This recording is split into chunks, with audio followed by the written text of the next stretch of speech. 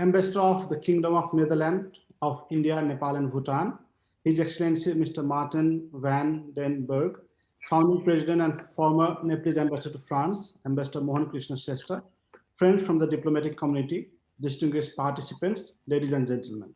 Welcome to the joint webinar of Center for Diplomacy and Development, Embassy of Kingdom of Netherlands and Nepal Institute for International Cooperation and Engagement on Nepal-Netherlands relations.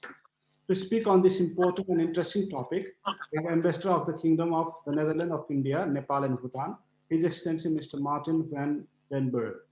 Before we start, we have a few housekeeping rules. All our speakers are made co-host, which means you can mute or unmute yourself whenever you wish to speak. Rest of the participant will be in mute mode. You cannot speak to us, hence you will have to type your questions in the chat box or under Facebook Live. To start the program, may I now invite Mr. Mohan Krishna Shrestha, founding president of CDD and former Nepalese ambassador to France, Mr. Mohan Krishna Shrestha, to deliver his remarks. Thank you, Dr. Pramod Jaiswal. Distinguished guests, my friends, Your Excellency, Ambassador Marten van den Berg, Namaste and good evening. After enjoying Dasai and Tihar holidays, we are back to business. On behalf of Center for Diplomacy and Development and Nepal Institute of International Cooperation and Engagement, I'd like to welcome all of you at this joint webinar. To begin with, first of all, I'd like to welcome His Excellency Mr. Marten van den Berg, Ambassador of Netherlands to Nepal. We extend our heartfelt thanks to HE Ambassador for accepting our kind invitation. Dear friends and guests, Nepal and Netherlands are two friendly countries which have established diplomatic relations on 2nd of April 1960. Our two countries have been enjoying excellent level of relations since last 60 years. In fact, our relations have been developing in different facets of life. Netherlands is a donor country to Nepal, although the volume is not that big. Similarly, there are good relations at trade, tourism, and foreign direct investments too. With a hindsight, we can understand that Netherlands, although small in size, has been a country in Europe whose great sons have mastered massive seas in the past. Their expeditionary forces have reached in the east and west. During the passage of time, they have ruled big countries like Indonesia. Netherlands is a fully developed country with one of the highest per capita income. Their industrial producers gain a big market in the international markets due to excellent and high quality. Thus, expertise also lies in the management of water resources. Some part of the Netherlands lies below sea level, but they have mastered this situation with extraordinary expertise. Dear friends, now you will be listening to wise words and deep thoughts of HE Ambassador Marten van den Berg with regard to the proud history of his country, on our bilateral relations and its future prospects. This is our modest attempt to make familiarization on our bilateral relations through this webinar. You are welcome to make any questions to enrich your knowledge. Before concluding, once again, I would like to extend my cordial thanks and appreciation to Ambassador Marten and to all our guests. Thank you very much. Thank you, Mr. Shrestha. May I now request His Excellency Mr. Marten van den Berg, Ambassador of the Kingdom of the Netherlands to India, Nepal and Bhutan, to give his remarks. Mr. Marten van den Berg is the Ambassador of the Netherlands to India, Nepal and Bhutan. Prior to his appointment as Ambassador, he served as a Director General, Foreign Economic Relations and at the Ministry of Foreign Affairs, Netherlands from 2015 to 2018. Ambassador Berg studied economics at the Erasmus University in Rotterdam and was part of the program of public management at the University of Maryland, United States, and the program for senior executive of state and local government, John F. Kennedy School, Harvard University, United States. His first entry into public life was as a senior policy advisor of Gender Technology Policy, Ministry of Economic Affairs. His subsequent posts include Deputy Chairman of the Working Group Technology Transfer at the United Nations Conference on Trade and Development, Adjunct Secretary General at the Ministry of Economic Affairs, and Deputy Director of Spa-tial Economic Policy.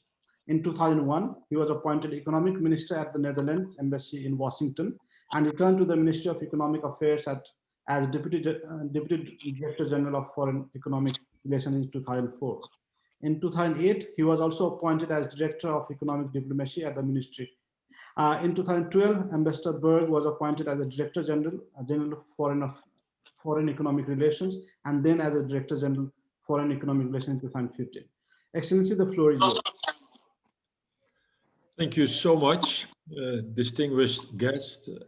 Dear all, it's really a pleasure and an honor to join this roundtable, this digital discussion. Unfortunately, it is digital, but I think we're all very much used now to go digital these days. But one day, hopefully, I will be able again to visit as a person Nepal again. I'm now for 2.5 years the ambassador to Nepal, India and Bhutan. But also Nepal for me is, it's really a pleasure to be the ambassador to Nepal, because I very much still remember my days as a student backpacking through Nepal, and it was in 1986. So I remember very much having such a wonderful time in beautiful Nepal. So, and of course, I've been back a couple of times as the ambassador, and it's always a big pleasure to visit beautiful Nepal. Thank you so much again for having me, and very looking forward to discussions and debates later on. Just a short introduction from my side also on the Netherlands and also on the Netherlands-Nepal relationship. As it was said earlier, also the Netherlands is a very well developed economy. It's a relatively, on the one hand, a small country in terms of size. Nevertheless, it's a large economy. It's number 18, 19 in the world in terms of GDP. So it has a large economic footprint. And if you look to the history of the Netherlands, it was always a very open, globalized country. We always tried to trade with other countries. So we have really intensive trade relations.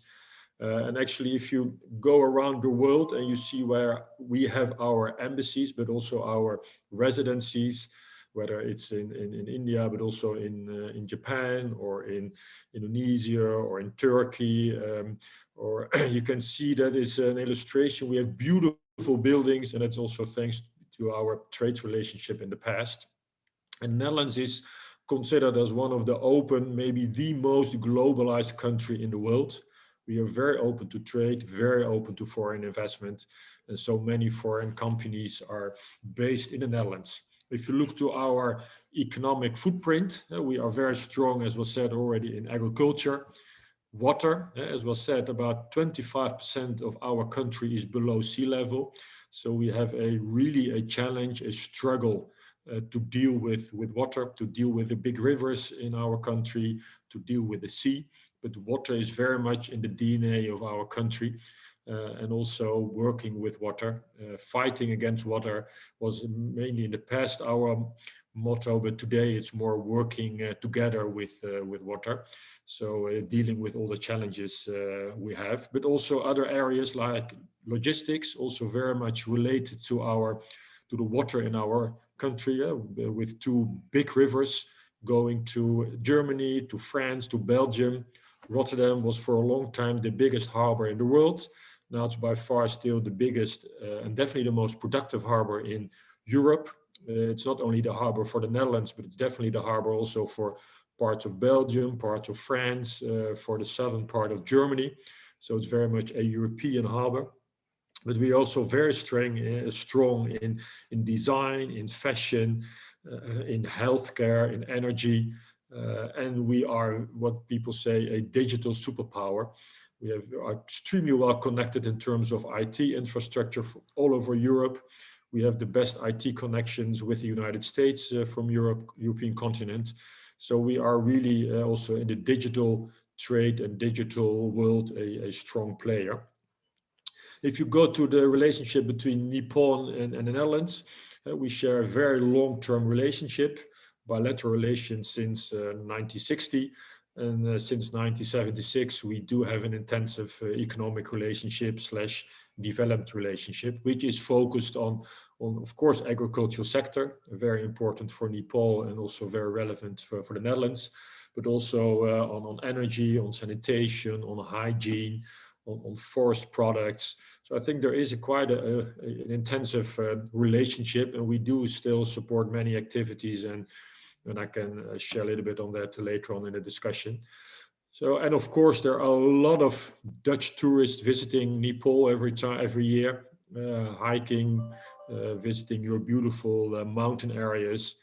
So I think it's a very close relationship, and Nepal is a very, very well-known country in the Netherlands. So I think, well, we share a very long but a very intense history, and I think that's always a good start for a wonderful future. And looking very much forward to contribute to even stronger relations in the coming years between Nepal and the Netherlands. Thank you so much. Thank you, Excellency, for your remarks. Now we'd like to open the floor for questions and answers. Excellency, the first question for today that we have received is, Nepal and Netherlands established diplomatic relations in April 1960. Economic cooperation with Nepal started in 1976. In this context, could you please elaborate major Dutch assistance project to Nepal? Sorry, can you repeat the final sentence? In this context, could you please elaborate major Dutch assistance projects to Nepal? Yeah, sure. Thank you so much. It's, I think, a very relevant question, because as we all see, looking for further intensifying our relationship between the Netherlands and Nepal. As I said, we do have already cooperation on areas like, of course, the agricultural sector, on forest products, on energy, on water, on sanitation and hygiene. And we see also increasing activities on food security, access to water and energy, and sanitation. We do have in the Netherlands a few programs supporting international relationship. We do have programs which did some market studies in Nepal, looking for opportunities for companies, Dutch companies. We have a kind of toolkit to really support those market studies, and we have seen, and we're looking for market opportunities in the agricultural production, but also which includes very much export enabling and infrastructure to see where you can increase the infrastructure to be able to export from Nepal to, for example, European Union. That, of course, talking about export infrastructure is not only about the physical infrastructure, it's also very much about regulations, about standards, about market knowledge. So it's also very much what we call the soft infrastructure. We have a program which is called Develop to Build, and we did a market study on development of agricultural infrastructure, the cold chain, about quality for food production and food transport, storehouse facilities. And I think if you talk about the agricultural sector, you don't talk only about the food production by itself, but the logistics around an agricultural sector is as relevant as the production. If you don't have export facilities, if you don't have cold storage, if you don't have a well-developed chain, if you're not aware of standards and quality issues for agricultural products, then you really face a big challenge in exporting. So that's also where the Dutch can be helpful to Nepal, and also looking for opportunities. We have maybe one other activity to elaborate a little bit is we do have what we call a Dutch Good Growth Fund. It's a fund supporting companies to invest abroad, so for example in Nepal. And we have activities on clothing in Nepal.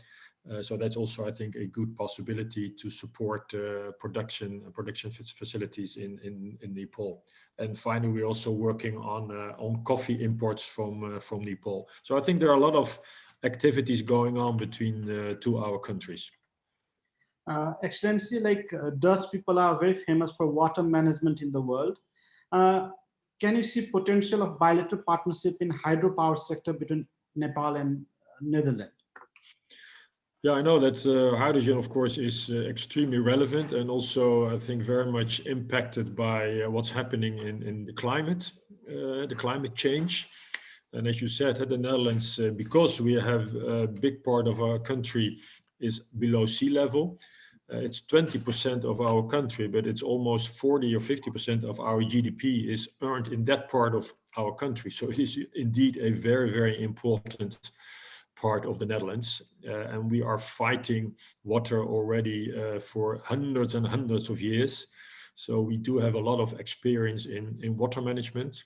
It's actually, it's also a good example how we, in a way, changed maybe kind of a weakness into a strength, because we do a lot of export on water management to all over the world. And we have very strong companies in dealing with water management. One of them is also active in Nepal, looking for opportunities, Royal Haskoning.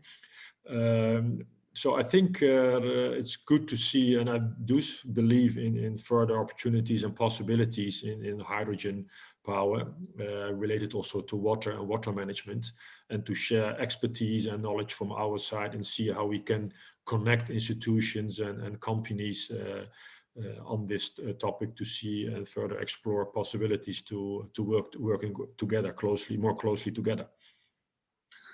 Thank you, Excellency. The next question is that Nepal is a favorite destination for Dutch tourists. In 2019, Nepal welcomed 15,000 tourists from Netherlands, and you have just mentioned that you have visited Nepal. So in this context, what steps should the government of Nepal take to increase the number of tourists from Netherlands and other parts of Europe to Nepal? Yeah, it's true. Nepal, though, due to COVID, of course, it's problematic at this time, but definitely we will have a post-COVID period. And I think Nepal is extremely well known as a beautiful touristic destination. And what you can do, I think, is to further increase tourism to Nepal is, on the one hand, of course, it's publicity, making very much transparent what all the opportunities are in Nepal. But that's more what Nepal could do or can do in European countries, not only in the Netherlands. Because when I was a tourist, I met many people from other European countries as well in Nepal. On the other hand, I think the touristic infrastructure, of course, is very relevant to create a touristic infrastructure which is also sustainable. So especially also in Nepal, where on the one hand you have very vulnerable environments, also due to what is happening with the environment, what is happening with the climate change. So I think it's very important that you bring in, and what you're already doing, what I have seen, the dimension of sustainability also very much in the touristic sector. And that also people from Europe are aware of this, and that they know the moment when they visit Nepal, that they really do that in a sustainable way. Because there's also a discussion, also what I see in European countries, but also in the Netherlands, that people are, of course, on the one hand, really looking forward to visit countries like Nepal, but there's always a concern about sustainability. So I think it's important that you have a touristic sector which is really working on the sustainability, which is, I think, important to show that also to tourists that the moment they start visiting Nepal, they do that in a very sustainable manner, and that they also, by visiting Nepal, can contribute to the development of Nepal, but also on a sustainable way. Thank you, sir. How can Nepal and Netherlands enhance bilateral ties in the coming future? What are the areas where they can have possible cooperation? No, I think, of course, if you look to the historic relations, that's always a good indicator where there is also a future. And that's very much in the agricultural area, very much, I think, in water, in food processing, in textiles and clothing. And energy, access to energy, and logistics/infrastructure. I think these are very promising areas where we can see for further opportunities to strengthen our bilateral ties. Excellency, you just mentioned about food processing, and Netherlands is famous for dairy products, tulip flowers, and trade. Nepal is also an agriculture country. So what are your tips for prosperity, especially for Nepal? I think it's important that we, as you said, we have a lot of expertise and experience in the agricultural sector. We indeed are very strong in the dairy sector. We are very strong in flowers, but also in horticulture. So I think it's good to see and to explore on the one hand where we can share knowledge on the food production side in terms of high quality seeds, fertilizers to increase productivity in the food production, which is very important, but also not only productivity, but also sustainability. In the Netherlands, we are very much working on what we call a circular agricultural sector, make the agricultural very, very sustainable also in the longer run. And I think that is extremely important. So that's really key in the way we work together with other countries, also very much linked to what we call the Sustainable Development Goals. That for us, sustainability and inclusiveness is very, very important how we deal with the agricultural sector. So if we're working with other countries, for us it's very important to be a partner also in a process of sustainability within the agricultural sector. And that's also sorry. Please. No, and that's I think what is also very important for the whole logistics in the agricultural sector. As I said, it's very important that you not only improve the production side, but also very much the logistics, the regulations, the transparency, safety standards, health standards. And I think that part is also very important for an agricultural sector. And there we do have institutions with a lot of expertise and knowledge, and we can see how we can share this expertise. Some areas we are working already together with Nepal. There's always look to see where we can further intensify on these areas together in the agricultural sector. Thank you, Excellency. Late King Mahendra of Nepal and late Crown Prince Dipendra paid official visit to Netherlands in 1967 and 1998, respectively.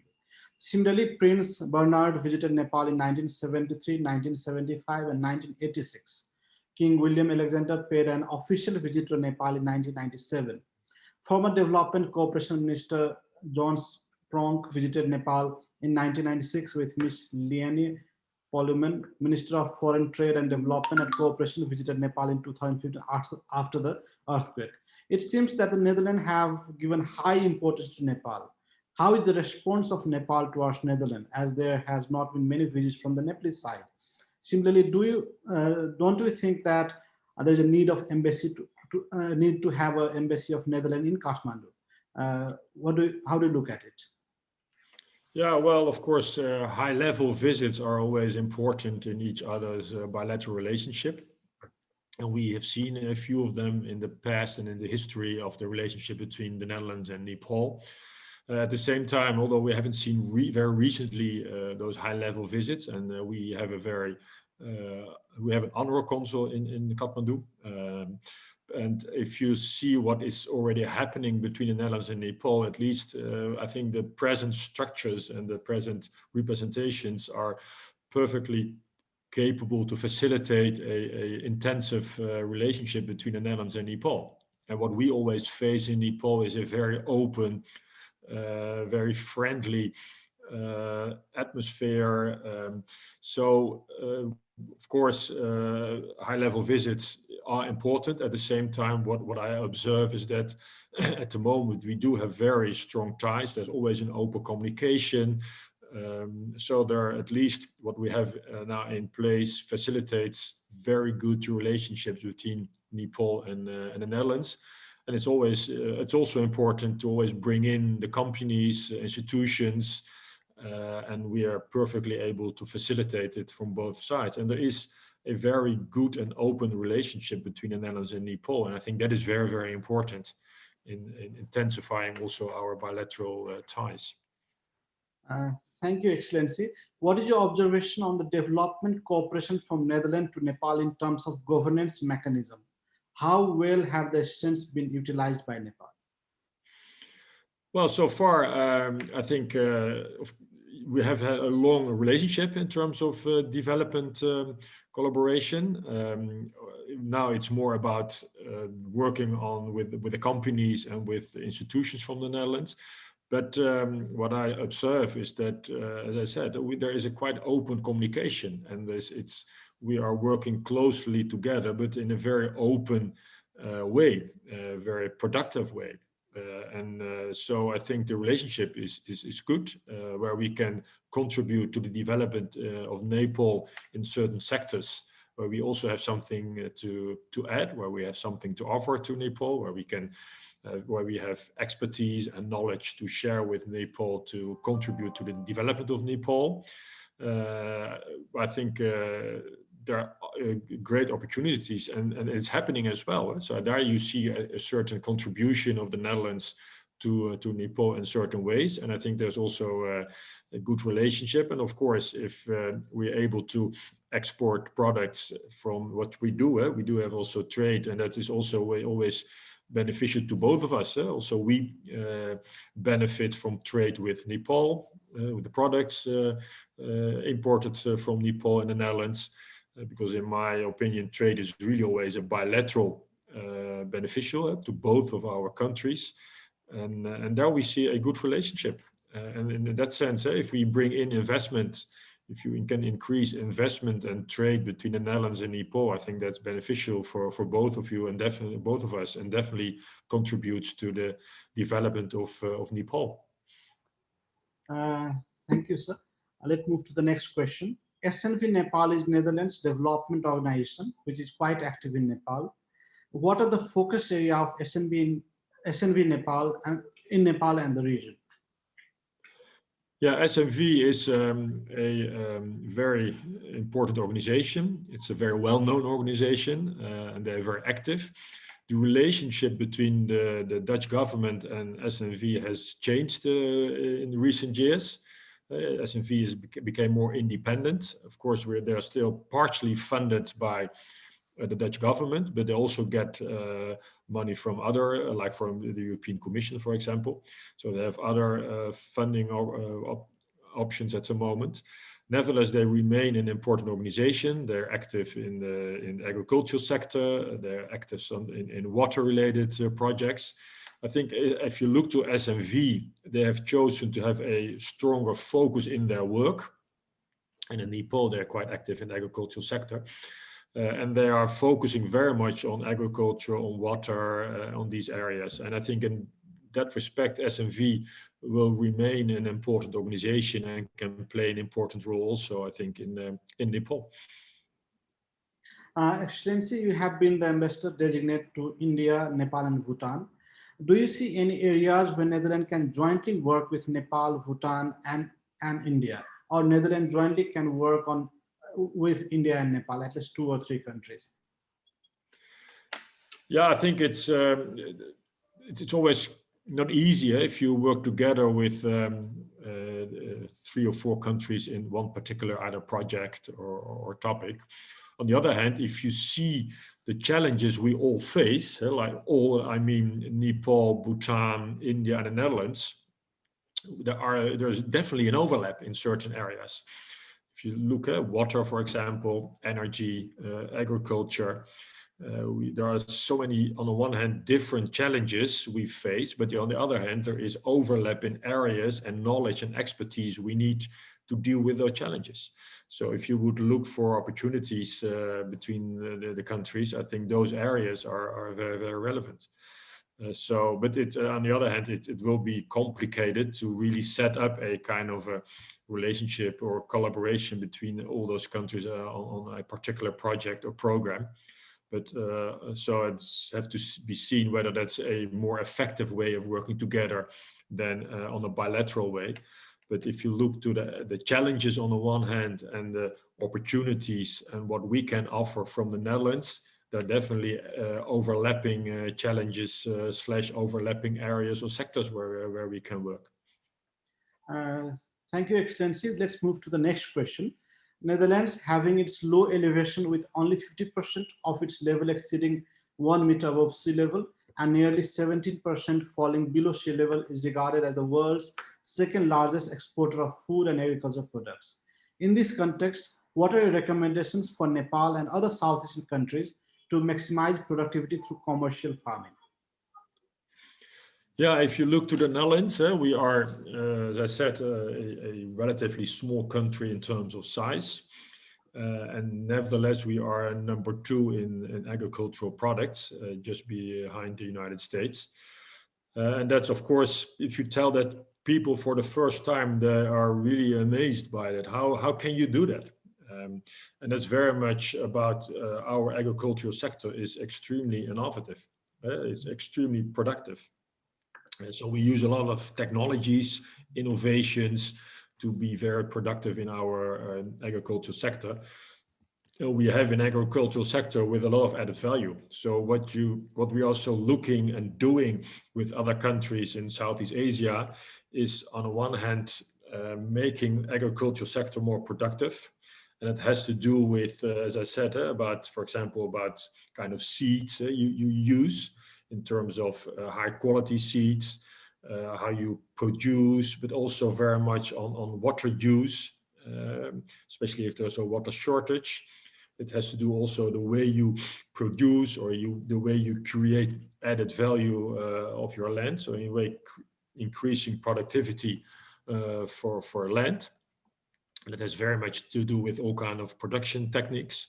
So what we do is a lot of training also of farmers to show them how to increase productivity with different inputs, different fertilizers, but also using new technologies in terms of monitoring their crops. For example, with apps on your phone that you can really monitor very closely via satellites how your crop is doing. And on the basis of those indicators, you can give more or less fertilizer or more or less water. So very, very productive and cost efficient. But also what is increasingly important, as I said, is sustainability, that you really, with a sustainability eye, look to the way you produce your agricultural products. It's also very important to think about whether the land where you are producing is suitable for the crop you are growing on that particular land. If you are having a very water intensive crop, well, don't grow that in areas where there's water scarcity. So sometimes we even think about different crops or different varieties. For example, with rice, we're working on rice in some countries, especially if there's a lack of water, that you use varieties of rice which use less water. So that's a very important part of what we share and work with other countries on the production side. But at the same time, it's very much on the logistics. If you don't have cold chain, if you don't have good storage facilities, cold storage, that's extremely important to also to prevent any kind of food loss, because that's also a big problem, not only on the land, that if you don't, the moment if you harvest it, you immediately can store it in a good way. If you don't do that, you see a lot of food loss, and we see a lot of food loss all over the world. So we're working with so many countries together to prevent food loss. So the whole storage, logistics, transport is very important. There we can work, we do work intensively with many countries.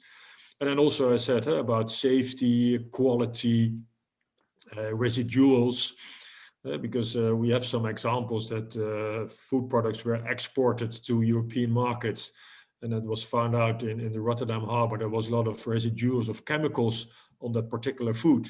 Well, then it has to be destroyed in the European Commission and the European Union. So that's also a waste of food. So to prevent any residuals on your food, whether it's fruit or vegetables, is also very, very important. And it has to do with the use of chemicals, fertilizers, but also using different ways of chemicals or different ways of fertilizing.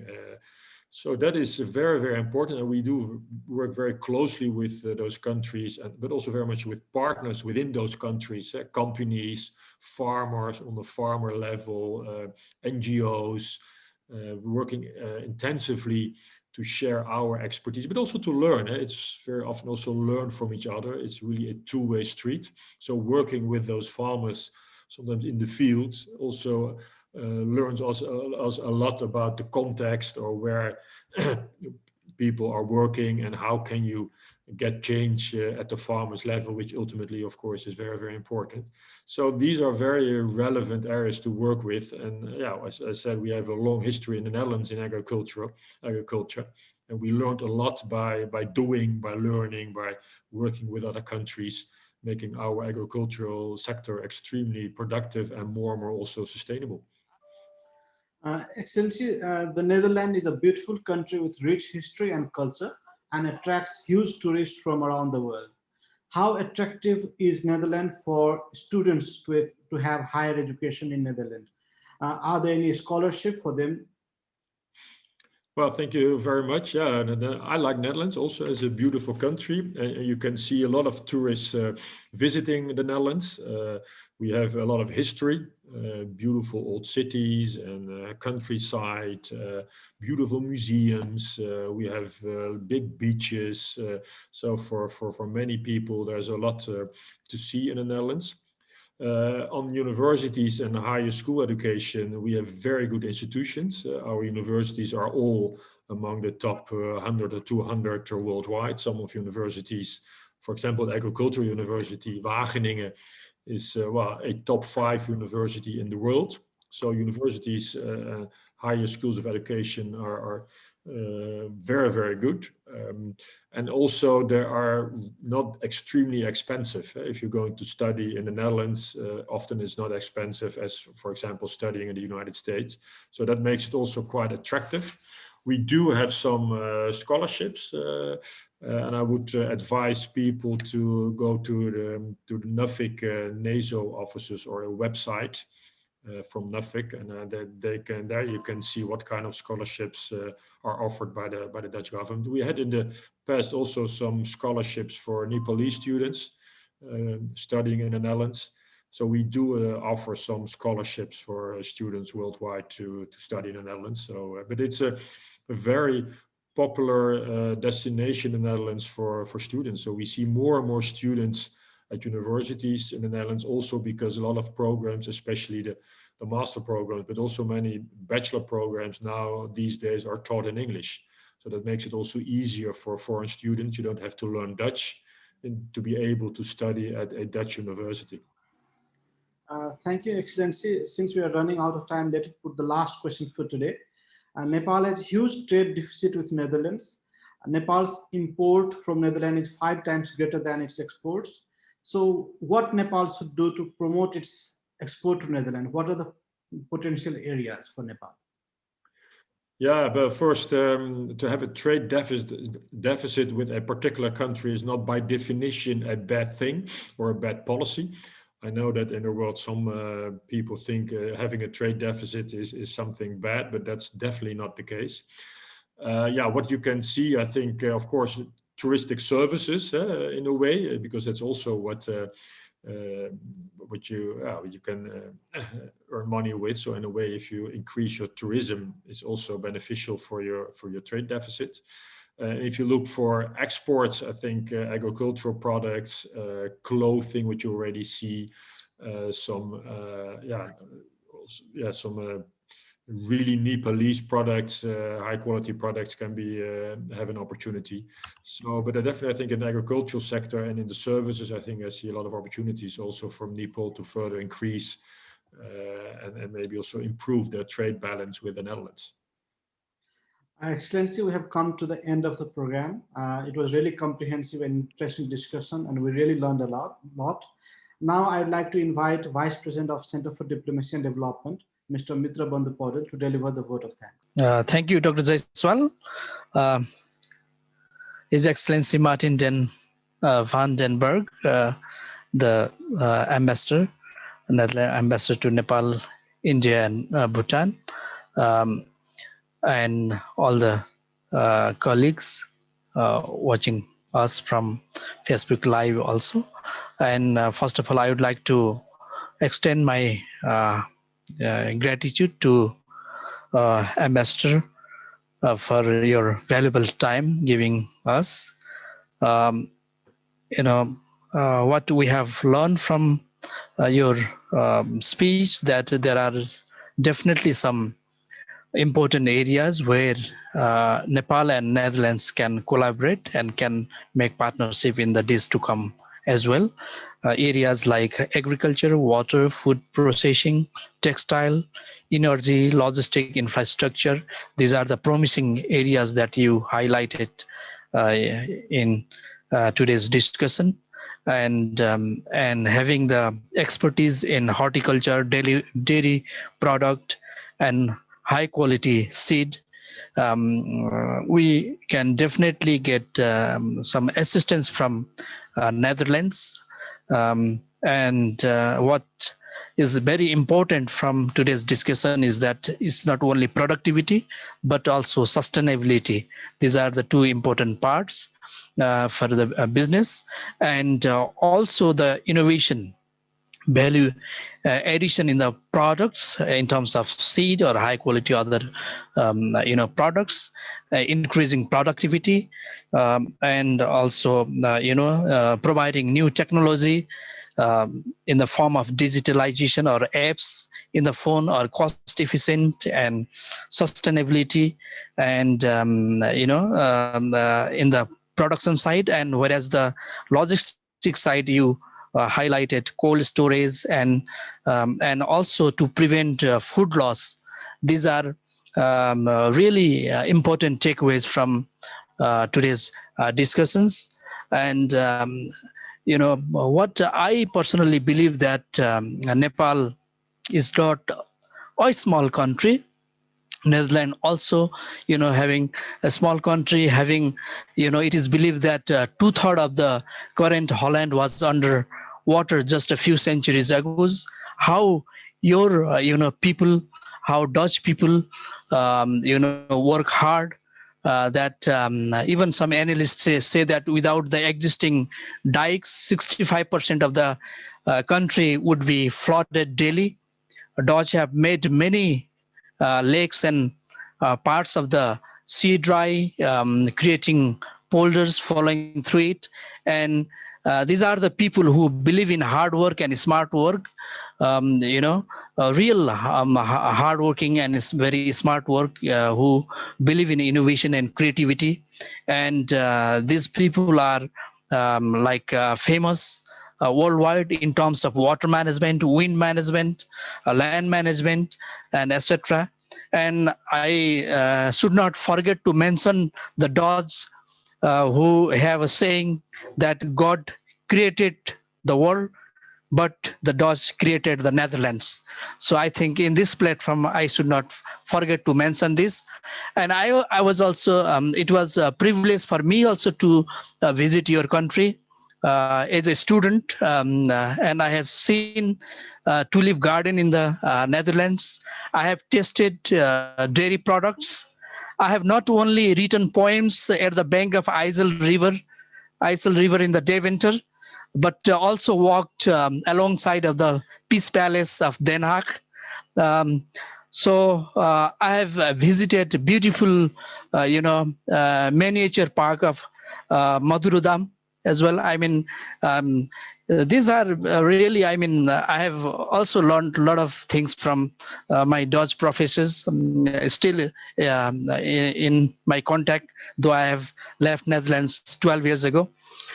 I would like to extend my heartfelt gratitude to Excellency Marten van den Berg, who shared the experience and answers many questions raised by Dr. Jaiswal. Similarly, I extend my vote of thanks to Ambassador Mohan Krishna Shrestha, also who is also our founder president of this CDD, Center for Diplomacy and Development, and also Dr. Jaiswal for conducting this session, and three partners, CDD, NICE, and the government of the Kingdom of the Netherlands. Also, I would like to thank all these partners, and I would like to thank all the audience, great audience who have listened to us. And thank you very much.